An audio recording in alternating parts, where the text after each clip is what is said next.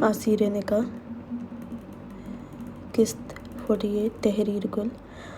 آغا جان کا ہاتھ ازمیر علی نے پکڑے ان کو فارس علی کے کمرے میں لے کر گیا تھا۔ میر علی بھی ساتھ تھے، وہ ویسے ہی بے ہوش پڑا تھا۔ اس کے کمرے کے باہر خلیفہ خان کے گارڈز کھڑے تھے۔ آغا جان فارس کو دیکھ کر اس کے چہرے پر ہاتھ پھیرتے ہوئے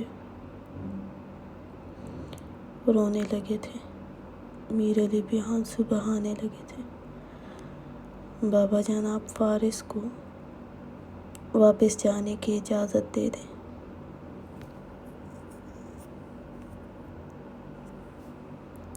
یہ یہاں نہیں رہ سکتا، اس لیے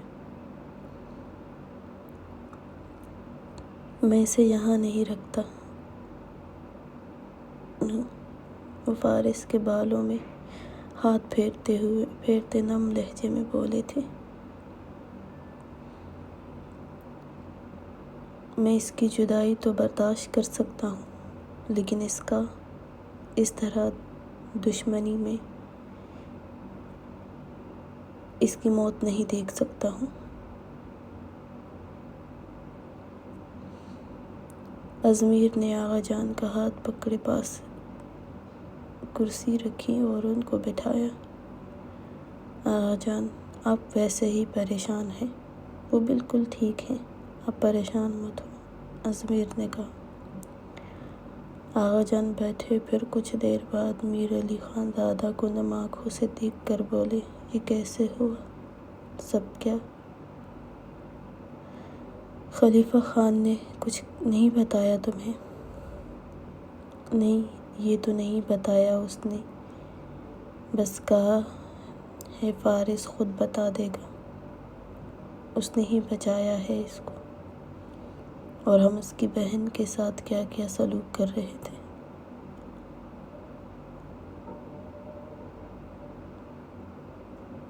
آغا جان نے بھی اس بات میں سر ہلایا۔ وہ لوگ ابھی باتیں کر رہے تھے کہ ڈاکٹر اندر داخل ہوا تھا۔ ازمیر نے ڈاکٹر کی طرف دیکھتے ہوئے کہا، کیسے ہیں اب یہ؟ سرجری تو کر دی ہے، ان کو بیڈ ریسٹ کرنا ہے کچھ دن، تو ان کو یہاں ہی رکھنا پڑے گا۔ باقی اب کوئی خطرے والی بات نہیں ہے، وقت پر لانے کی وجہ سے ان کی سرجری ٹھیک رہی اور جان بچ گئی۔ ڈاکٹر کی بات پر آغا جان کو کچھ سکون ہوا تھا۔ میر علی نے کہا، ہم اس کو اپنے ہاسپٹل شفٹ کرنا چاہتے ہیں۔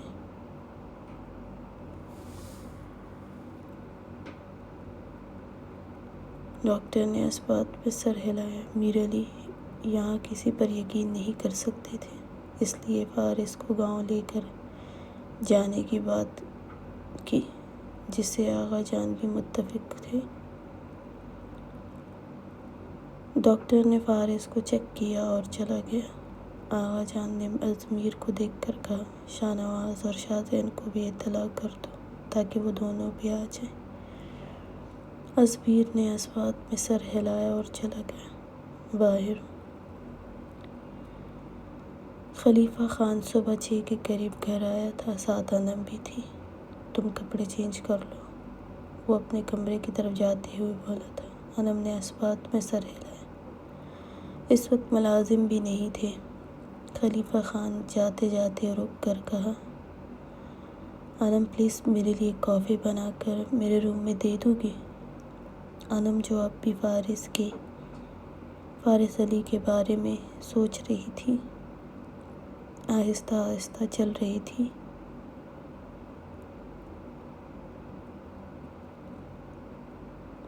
خلیفہ خان کی آواز پر چونک کر اسے دیکھا تو وہ مسکرایا۔ وہ ٹھیک ہے، پریشان مت ہو، ویسے تو سب سے برا وہی لگتا تھا تمہیں، اور اب جان بھی نکل رہی ہے اس کو تکلیف میں دیکھ کر۔ جاؤ اچھی سی نیند لو، اس کے بعد ہم اس سے ملنے جائیں گے۔ انم نے اس بات میں سر ہلایا۔ خلیفہ خان نے کہا کافی؟ انم نے پھر اس بات پہ سر ہلایا۔ خلیفہ خان سیڑھیوں کی طرف بڑھا، اپنے کمرے میں آیا۔ نیم اندھیرا تھا، لیکن اتنا کہ وہ بیڈ پر پڑی نظر آ گئی تھی، اور اب ایسا ہی ہوتا تھا، وہ کمرے میں زیادہ اندھیرا نہیں کرتی تھی۔ کپڑے تو خلیفہ خان کے بھی سارے خون سے گندے ہوئے تھے۔ وہ صوفے کی طرف بڑھا اور وہاں گرنے کے انداز سے بیٹھ گیا تھا۔ اسے کافی کے بعد شاور لینے کا ارادہ تھا۔ وہ سر کے نیچے ہاتھ رکھے نظر بلا ارادہ نوشین کی طرف گئی تھی، اور رات کا اس کا حلیہ یاد آیا تھا۔ وہ بیڈ کے ایک کونے پر آرام سے بے خبر سو رہی تھی، اور وہ اسے ہی دیکھنے لگا۔ سر صوفے کی پشت سے ٹکائے ہوئے تھا، اور نظریں اس پر تھیں۔ کچھ دیر بعد دروازے پر دستک ہوئی۔ وہ اٹھا اور دروازے کی طرف بڑھا۔ دروازہ کھولا۔ انم سامنے ہی کھڑی، ہاتھ میں کافی کا کپ پکڑے ہوئی تھی۔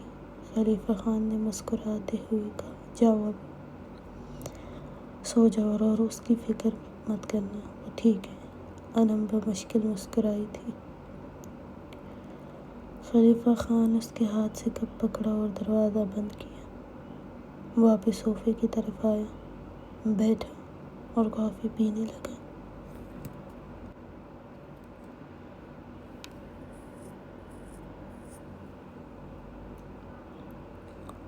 ساتھ ساتھ ازمیر علی کو بھی اس کے وائس میسیجز کا جواب دیتا رہا۔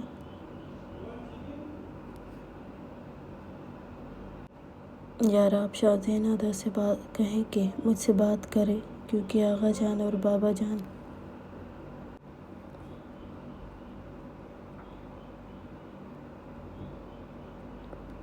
فارس صدر کو ہاسپٹل لے کر جانا چاہتے ہیں، ازمیر نے کہا تھا۔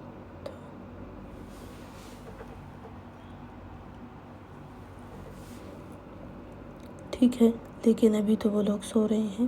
میں نے میسج کیا ہے شاہ نواز کو، وہ جواب دے تو پھر میں بات کرتا ہوں، خلیفہ خان نے کہا، اور وہ بھی چاہتا تھا کہ فارس علی کو گاؤں ہی لے جایا جائے۔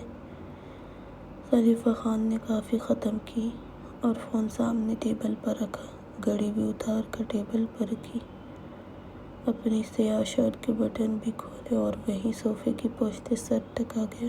آنکھیں بند کی وہ کچھ دیر بیٹھنے کے بعد شاور لینا چاہتا تھا۔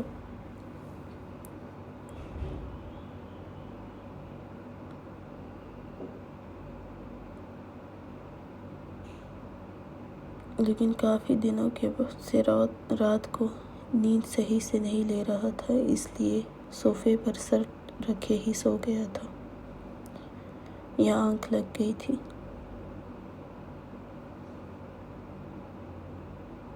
کمرے میں سردی بھی تھی، لیکن اس کے بڑے وجود پر کوئی اثر نہیں کر رہا تھا۔ 8 کے قریب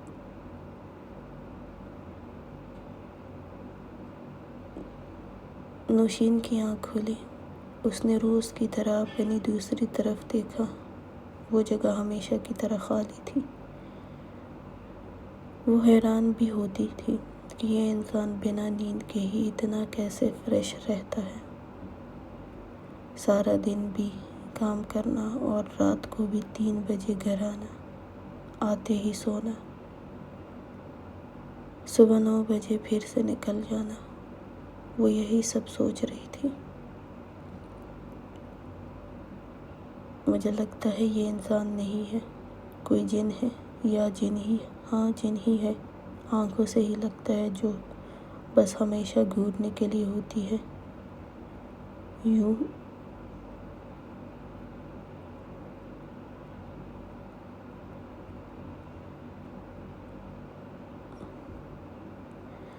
لگتا ہے ابھی نکل جائے گا۔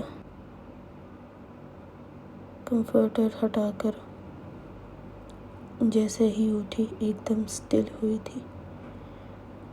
وہ سامنے ہی صوفے کی پشت پر سر ٹکائے آنکھیں بند کیے ہوئے تھا۔ شرٹ کھولی تھی۔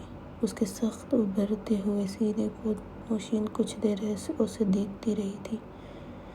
اس جن کو سردی نہیں لگتی، بنا گرم کپڑوں کے، اور وہ بھی شرٹ کھولے اپنے سکس پیک اپنی ہی کسی برادری والوں کو دکھا رہا تھا۔ نوشین نے سوچا اسے اس ٹھنڈے کمرے میں اس کا یوں بیٹھنا کچھ عجیب لگا تھا، لیکن نظریں تھیں کہ بار بار اس کی طرف جا رہی تھی۔ وہ واش روم جانے لگی تھی، لیکن پھر سوچا کہ اپنی گرم چادر اس پر ڈال دینی چاہیے، اور یہ سوچ کر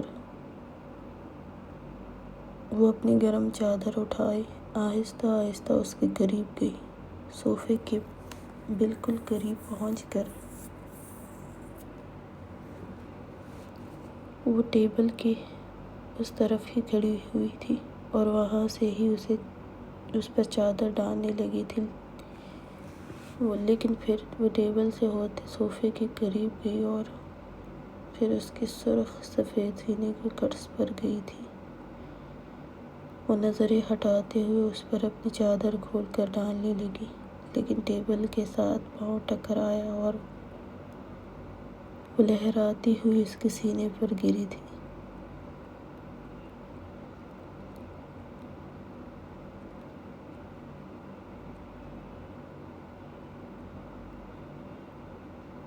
خلیفہ خان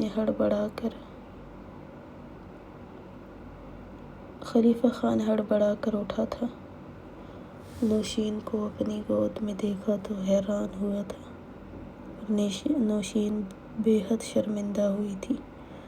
اس کے اٹھنے پر وہ جلدی سے دونوں ہاتھ اس کے سینے پر ٹکائے زور دیتے اٹھنے کی کوشش کرنے لگی تھی۔ خلیفہ خان تو پہلے کچھ سمجھ نہیں آیا کہ وہ اس کی گود میں کیسے ہے، اور پھر اس نے جلدی سے بمشکل اٹھتے ہوئے دیکھا تھا۔ خلیفہ خان نے اس کی کمر میں ہاتھ ڈال کر اسے اپنے قریب سختی سے پن کیا تھا۔ نوشین اس کے برہنہ سینے سے لگی تھی۔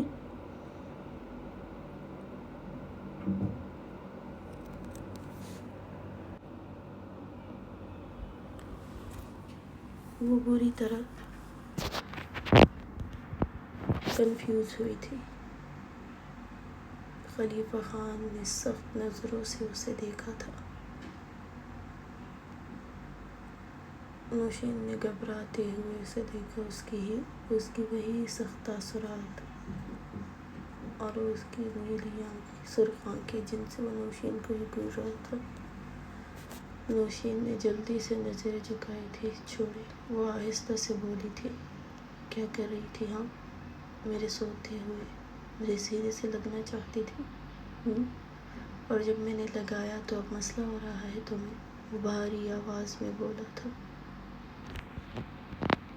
نوشین نے گھبراتے ہوئے جلدی سے نفی میں سر ہلایا۔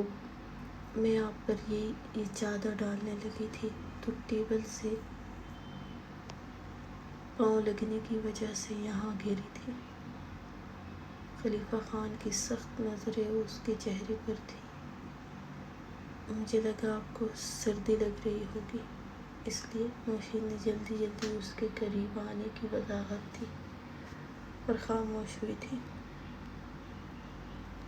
خلیفہ خان نے اسے گھورتے ہوئے کہا، کیا تمہاری اس چادر سے میری سردی ختم ہو جاتی؟ نوشین اب خاموش رہی تھی۔ وہ کیا جواب دیتی؟ وہ خود اس کے پاس آئی تھی۔ نوشین نے جلدی سے کہا، سوری، مجھے بس لگا تھا، اس لیے وہ اتنا بول کر پھر خاموش ہوئی تھی۔ اس کی سخت انگلیاں اس کی کمر میں دھنسی ہوئی تھی اور وہ جب بھی پکڑتا تھا اسی طرح سخت گرفت ہوتی اس کی۔ نوشین کو لگتا وہ ابھی اس کے وجود میں گھس جائے گی۔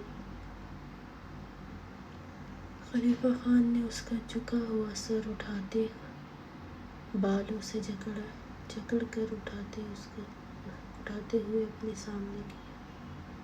کیا سردی ختم کرنے کے لیے صرف چادر ہی ہوتی ہے؟ وہ بولتے ہوئے نظریں اس کے چہرے سے اس کی گردن تک گئی، جہاں سرخ نشان تھا۔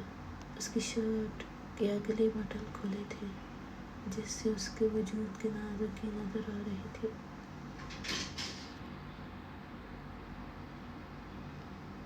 نوشین اس کی نظروں کو دیکھ کر ہی شرمندہ ہوئی تھی۔ چہرہ سرخ ہوا تھا، اس کی سانسیں تیز ہوئی تھی، جو خلیفہ خان محسوس کر چکا تھا۔ وہ ہاتھ سے اس کی شرٹ کے بٹن اور کھولتا اور وہاں چکتا کہ اس سے پہلے کہ اس کے فون پر کال آئی تھی۔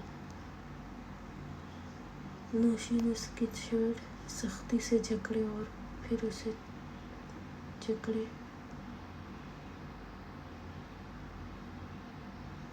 ہوئی تھی۔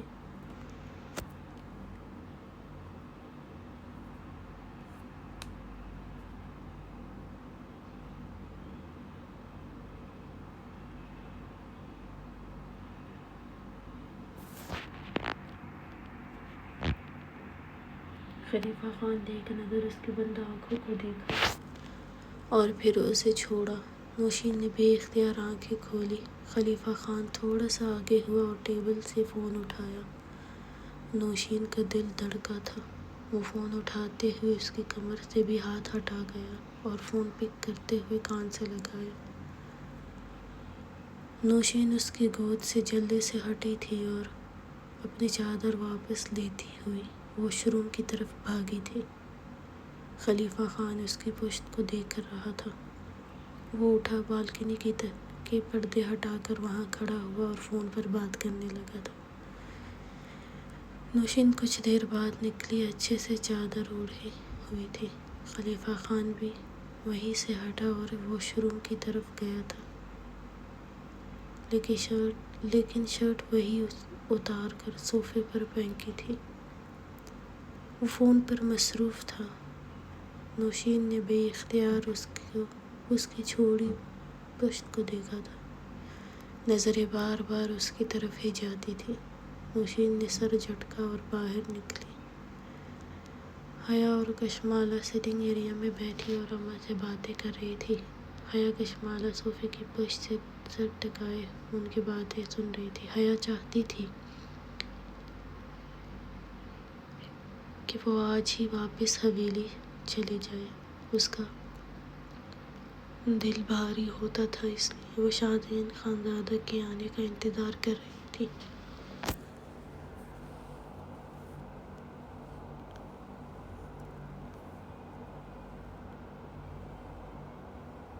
شاہنواز خانزادہ اور شاہزین دونوں ہی بنا کسی گارڈز کے فارس کی گاڑی کی لوکیشن دیکھ کر وہاں آئے تھے۔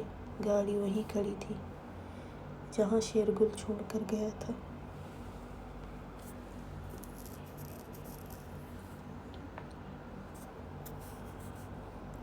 شاہنواز خانزادہ نے وہاں خون ہر جگہ دیکھ کر کہا، یہ گاڑی پہلے سروس کے لیے لے کر جانی ہوگی، اس کے بعد حویلی لے کر جانا ہوگا۔ اس کو گاڑی کے اندر بھی خون تھا، لیکن گاڑی میں انم کا بیگ دیکھ کر شاہزین نے اٹھایا، یہ کس کا ہے؟ شاہنواز خانزادہ دیکھ کر پہچان گیا تھا، اس لیے بولا، یہ انم کا ہے۔ شاہزین نے حیرت سے اسے دیکھا، لیکن یہ یہاں کیا کر رہا ہے اس کی گاڑی میں؟ شاہنواز نے کہا، میں نے کہا تھا اسے کہ گاؤں جاتے ہوئے انم بھی ساتھ لے کر جانا ہے۔ ہمارے ہاسپٹل کی ڈاکٹر تھی، اس لیے میں نہیں چاہتا تھا کہ گارڈز کے ساتھ جائے یا ڈرائیور کے ساتھ۔ شاہزین نے اس بات میں سر ہلایا اور اس کا بیگ اپنی گاڑی میں رکھا۔ کچھ دیر میں گاڑی سروس کے لیے بھیجنے کے بعد وہ دونوں ہاسپٹل آئے تھے، جہاں آغا جان اور میر علی ہی کمرے میں بیٹھے تھے۔ فارس علی کو ہوش آیا تھا کچھ دیر کے لیے، لیکن وہ پھر سو گیا تھا۔ شاہنواز خانزادہ نے سلام کیا اور آغا جان کے قریب گیا، ان کے ساتھ بیٹھ گیا تھا، ان کا ہاتھ پکڑ کر اپنے لبوں سے لگایا۔ آغا جان، آپ اور میر چاچا واپس حویلی چلے جائیں، یہ اب ٹھیک ہے، آپ ویسے ہی یہاں بیٹھ کر اپنی صحت خراب کر رہے ہیں۔ کل اس کو بھی گاؤں شفٹ کر لیں گے، بس پھر وہ اپنی جگہ ہے، جب دل کرے ملنے جائیں اس فضول انسان سے۔ میں نے منع بھی کیا تھا کہ کچھ بھی کرنے کی ضرورت نہیں ہے، لیکن یہ کہاں سنتا ہے۔ شاہدین خانزادہ سے ملنے گیا تھا، ڈاکٹر سے ملنے گیا تھا۔ شاہنواز خانزادہ آغا جان کو راضی کرنا چاہتے تھے کہ وہ گاؤں واپس چلے جائیں، لیکن ان کی ایک ہی رٹ تھی کہ فارس کو لیے بغیر نہیں جائیں گے۔ خلیفہ خان شاور لے کر نکلا۔ کمرہ خالی تھا۔ وہ اپنے بال ڈرائی کرتا ہوا، آرام دہ کپڑے پہنتا ہوا بیڈ پر آیا تھا۔ اسے اب کچھ دیر سونا تھا، پھر اسے کچھ کام تھا۔ وہ بھی بیڈ پر الٹے منہ لیٹا ہی تھا جب دروازہ کھول کر اندر آئی تھی، ہاتھ میں کافی تھی۔ خلیفہ خان نے سر موڑ کر اسے دیکھا۔ نوشین نے سائڈ ٹیبل پر کپ رکھتے ہوئے کہا، وہ خالہ آپ کو بلا رہی تھی ناشتے کے لیے۔ خلیفہ خان ایک دم اٹھا تھا۔ نوشین یہ دیکھ کر 2 قدم پیچھے ہوئی تھی، ڈر کے۔ خلیفہ خان نے کپ اٹھایا اور اسے دیکھا۔ میں ناشتہ نہیں کروں گا، کچھ دیر سونا ہے اور میں اپنی مرضی سے اٹھ جاؤں گا۔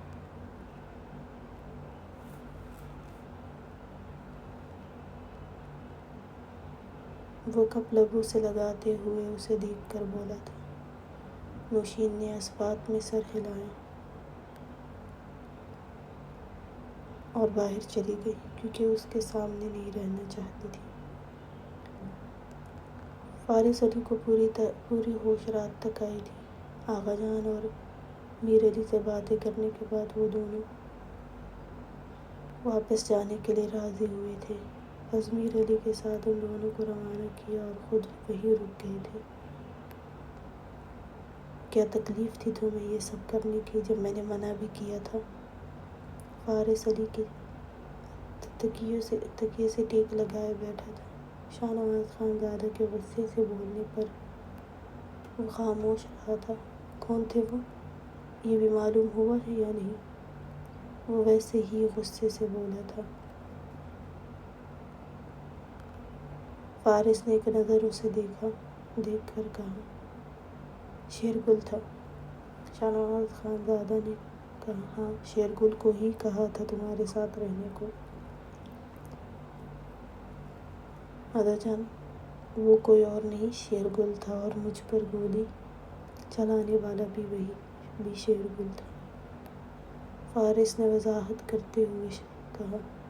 شاہنواز خانزادہ خاموش ہوا تھا۔ کیا تم نے ٹھیک سے دیکھا تھا؟ نہ، وہ بے یقین تھا۔ فارس نے کہا، آپ خلیفہ خان سے بھی پوچھ سکتے ہیں۔ شاہنواز خانزادہ کچھ لمحے خاموش رہنے کے بعد بولا، تو کیا کشمالہ اور آغا جان کو بھی اس نے ہی اغوا کیا تھا؟ فارس نے اثبات میں سر ہلایا تھا۔ تو پھر اس کا مرنا تو طے ہے۔ شاہنواز خانزادہ دانت پر دانت جمائے بولا، رات دیر تک وہ دونوں واپس آئے تھے، کیونکہ کشمالہ اور حیا بھی اکیلی تھی۔ شاہنواز خانزادہ کا دل نہیں کر رہا تھا کشمالہ کو حویلی میں رکھنے کا۔ وہ نہیں جانتا تھا کہ کون کون شیرگل کے ساتھ ملا ہوا ہے، اس لیے وہ کشمالہ کو خلیفہ خان کے پاس کچھ وقت رکھنے کا سوچ رہا تھا۔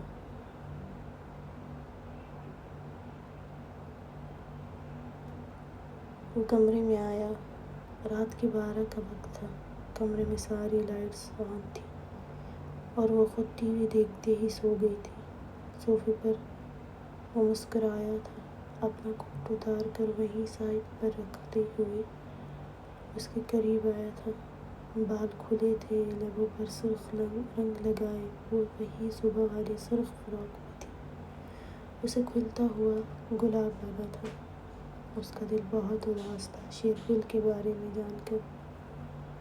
اس کے چہرے پر کچھ بال بکھرے تھے۔ جسے وہ انگلیوں سے ہٹاتے ہوئے اس کے خوبصورت اور معصوم چہرے کو دیکھا تھا۔ شاہنواز خانزادہ نے اسے باہوں میں بھرتے ہوئے اٹھایا۔ کشمالہ نے ہڑبڑا کر آنکھیں کھولی،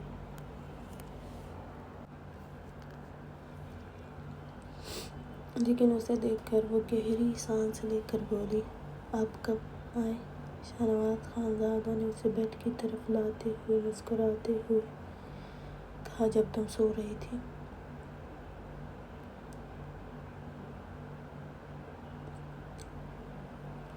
شاہنواز خانزادہ نے کشمالہ کو بیڈ پر لٹاتے ہوئے اس کے اطراف میں دونوں ہاتھ جمائے کہا، میرے لیے تیار ہوئی تھی؟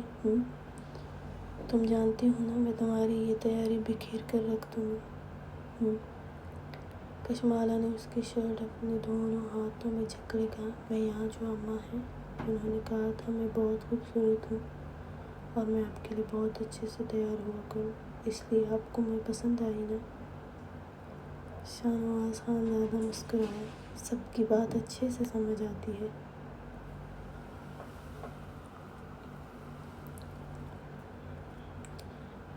لیکن اگر ابھی میں کچھ کرنا شروع کروں گا تو وہ سمجھ سے باہر رہے گا تمہارے، وہ سمجھ نہیں آئے گا تمہیں یہ جو تم تیار ہوئی ہو۔ جانتی ہو میں کیا کر سکتا ہوں؟ کشمالہ نے نظریں جھکائی تھی، اسے کل رات بھولی تو نہیں تھی، وہ اچھے سے جان گئی تھی وہ کیا بول رہا ہے، اس لیے وہ خاموش تھی۔ شاہنواز خانزادہ نے اس کی گردن سے دوپٹہ نکال کر دور پھینکا تھا اور اس کے لبوں پر قابض ہوا تھا، اتنی شدت سے تھا کہ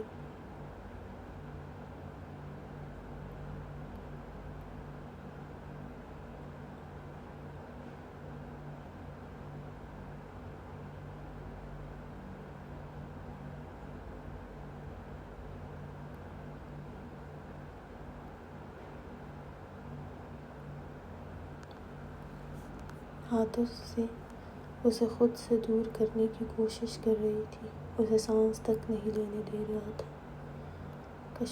وہ کشمالہ کے دونوں ہاتھوں کو اپنے ہاتھوں میں جکڑے اوپر تکیے پر سختی سے پن کر گیا تھا، ایک ہاتھ اس کے وجود پر پھیرتے ہوئے اس کی گہرائیوں پر سختی سے جمائے، اور کشمالہ نے تڑپتے ہوئے آنکھیں کھولی تھی، وہ اسے سانس تک لینے نہیں دے رہا تھا۔ کشمالہ اپنے دونوں ہاتھ چھڑوانے کی کوشش کرتی رہی، اس کی لبوں کا حشر کرتے ہوئے اسے آزاد کیا تھا اس نے۔ دونوں گہری گہری سانسیں لے رہے تھے، اپنی سانسیں بحال کرنے کے لیے اس کے ہاتھ بھی آزاد کیے، وہ آنکھیں بند کیے گہری گہری سانسیں لے رہی تھی، وہ اس پر ہی نظریں جمائے ہوئے تھا، اس کے وجود میں ہوتی ہلچل اسے اور بھی اس پر حاوی ہونے پر اکسا رہی تھی۔ کشمالہ نے آنکھیں کھول کر اسے دیکھا، وہ اس پر ہی نظریں جمائے ہوئے تھا، وہ مسکرایا تھا۔ کشمالہ نے نظریں جھکائی تھی۔ شاہنواز خانزادہ اس سے تھوڑا سا اوپر ہوتے لائٹس بند کرتا ہوا ہلکی روشنی کرتا واپس اس پر جھکا تھا۔ کشمالہ کے چہرے پر خوف لہرایا تھا، گہری گہری سانسیں لینے لگی تھی۔ کیا ہوا تمہیں؟ وہ جانتا بھی تھا، اس کے خوف کو دیکھ رہا تھا، لیکن پھر بھی مسکراتے ہوئے پوچھا تھا۔ کشمالہ نے نفی میں سر ہلایا تھا،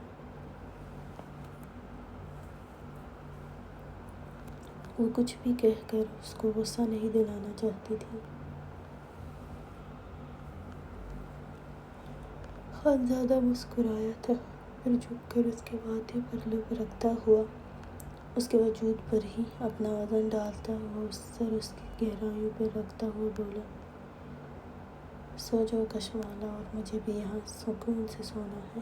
وہ شیرگل کی وجہ سے اداس تھا، اس نے کبھی نہیں سوچا تھا وہ اس کے ساتھ اس طرح کھیل رہا تھا، اس کی بیوی کو اتنی بے دردی سے مارا تھا، اور پھر اسے غصہ بھی آتا تھا کہ وہ کیسے اس کو جان نہیں سکا تھا، وہ اب بھی یہ سب سوچنے لگا تھا۔ کشمالہ نے ہاتھوں کی انگلیاں اس کے سر میں پھیرنا شروع کی، شاہ نواز محسوس کرتا ہوا اس کا ہاتھ اپنے ہاتھ میں لیتے ہوئے اپنے لبوں سے لگا گیا۔ اس کے نازک ہاتھوں کی حرکت اسے سکون دے رہی تھی۔ وہ آنکھیں بند کر گیا تھا۔ شاہزین خانزادہ حیا سو رہی تھی۔ وہ بھی اپنے کپڑے چینج کرتا ہوا اس کے ساتھ سویا۔ وہ رخ موڑے ہوئے تھی۔ شاہزین اس کی پشت اپنے سینے سے لگائے آنکھیں بند کی۔ صبح فارس علی کو بھی گاؤں شفٹ کر دیا گیا تھا اور حیا اور شاہزین خانزادہ بھی چلے گئے تھے۔ میں تمہیں تمہارے بھائی کے گھر چھوڑنے جا رہا ہوں کچھ وقت کے لیے۔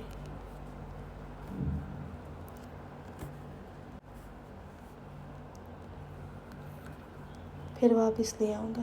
کشمالہ نے حیرت سے اسے دیکھا تھا۔ وہ چادر میں اس کے ساتھ بیٹھی تھی۔ شاہ نواز خانزادہ ڈرائیونگ کرتے ہوئے نظر اس پر بھی ڈالتا تھا۔ لیکن کیوں؟ آپ ساتھ نہیں رہیں گے؟ آپ کے ساتھ نہیں رہوں گی؟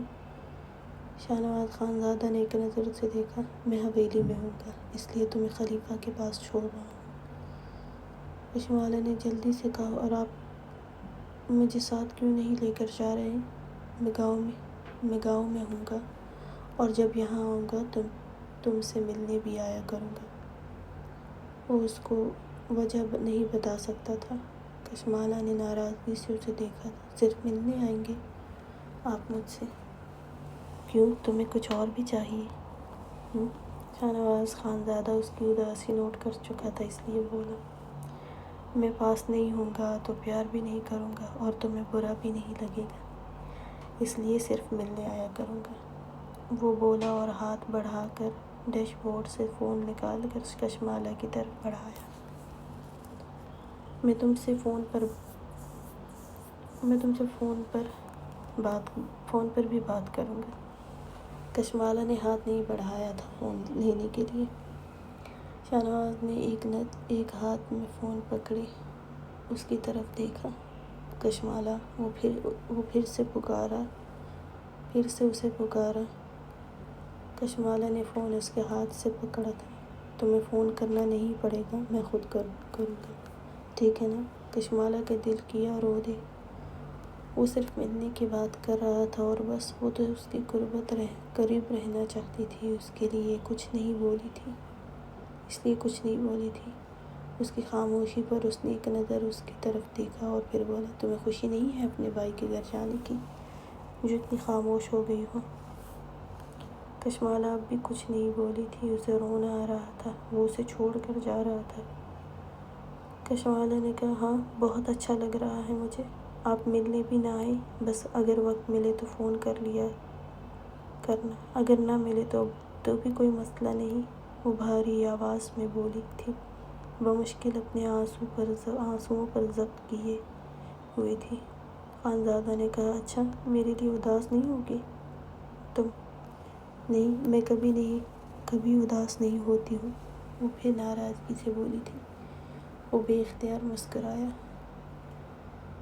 ٹھیک ہے، پھر اگر تم خوش ہو تو پھر ٹھیک ہے، میں اپنے کام ختم کر لوں گا، تم سے ملنے کی بھی اب ضرورت نہیں ہوگی۔ شاہ نواز خانزادہ اس کے سرخ چہرے کو دیکھ کر مسکراتے ہوئے بولا تھا، بھی آپ کا قیمتی وقت ضائع ہوگا، اس لیے یہ بھی ٹھیک ہے۔ وہ اس سے زیادہ ضبط نہیں کر سکی اور رخ ونڈو کی طرف کرتی آنسو بہانے لگی تھی۔ اس کا دل نہیں کر رہا تھا کہ وہ جائے اور کبھی ملنے آئے۔ وہ بھی اس کی قربت چاہتی تھی، اس سے دور نہیں ہونا چاہتی تھی، لیکن وہ تو بڑے سکون سے کہہ رہا تھا کہ اس کے پاس وقت ہوا تو آئے گا۔ شاہ نواز خانزادہ جانتا تھا اب وہ بے وقوف رو رہی تھی۔ اس کے بعد خانزادہ خاموشی سے ڈرائیو کر رہا تھا اور کشمالہ بھی آواز آنسو بہانے میں مصروف تھی۔ خلیفہ خان کے گھر کے پورچ میں گاڑی روکتے ہوئے کشمالہ کی طرف دیکھا تھا، لیکن وہ بنا اس کی طرف دیکھے دروازہ کھولنے لگی تھی، لیکن دروازہ لاک تھا، شاہ نواز نے لاک کر دیا تھا۔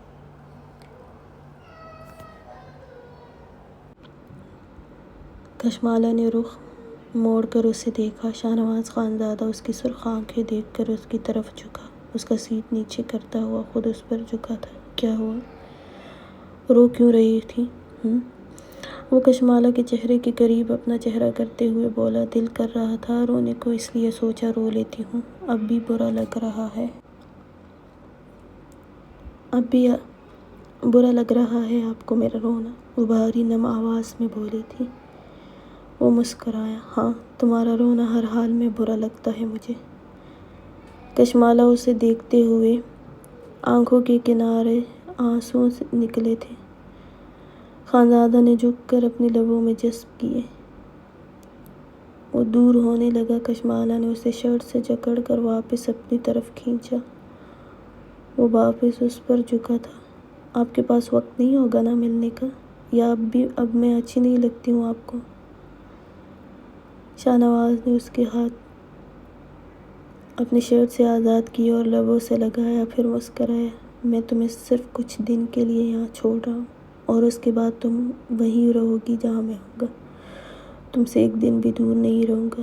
بے چین مت ہو، بس کچھ دن۔ اس کے بعد تمہیں کبھی بھی تمہارے بھائی کے گھر رہنے کے لیے نہیں چھوڑوں گا۔ میرے لیے سب سے قیمتی تم ہو، اور وقت ہی وقت ہے تمہارے لیے۔ اس پریشانی میں مت ہو۔ وہ کہتے ہوئے اس کے گلابی لبوں پر جھکا، نرمی سے اس کے لب چومنے لگا۔ کشمالہ اسے خود پر جھکائے ہوئے تھی۔ اس کا لمس اس وقت اچھا لگ رہا تھا۔ وہ کبھی اس کی آنکھوں پر لب رکھتا، کبھی اس کے کپکپاتے لبوں پر قابض ہوتا، اس کے لبوں کو شدت سے چومتا۔ السلام علیکم، کیسے ہیں آپ؟ آج کی ایپیسوڈ میں